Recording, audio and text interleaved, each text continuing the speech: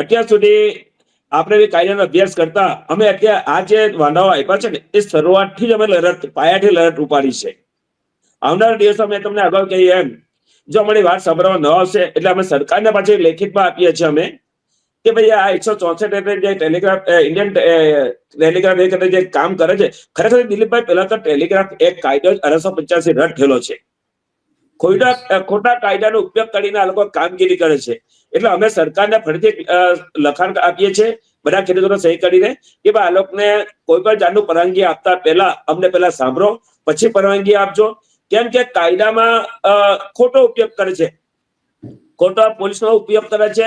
બીજી વાત કહું દિલીપભાઈ, અમારે જે સાઉથ ગુજરાતમાં જે અત્યાર સુધી જે લાઈનો 2 લાઈન પસાર થઈ છે, 2 વખત ગેઝેટ પસાર થઈ છે, ત્યારે ખોટા કાયદાનો ઉપયોગ કરી કલેક્ટરશ્રીએ ખોટા હુકમો કરી ને કામગીરી કરી છે. એટલે અમે આ શરૂઆતમાં ફરીથી અમે જો અમારી વાત નહીં સાંભળે તો હાઈકોર્ટમાં બી અમે જઈને અમારી વાતો સરકાર પાસે મંજૂર કરાવીશું.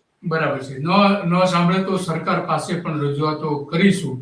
તો હવે સરકાર સમક્ષ જે સરકાર જે નોટિફિકેશન ઇસ્યુ કરવાની છે અને મંજૂરી જે આપવાની છે લાઈનની, તો એની સામે વાંધા ઉઠાવવાના છો તમે?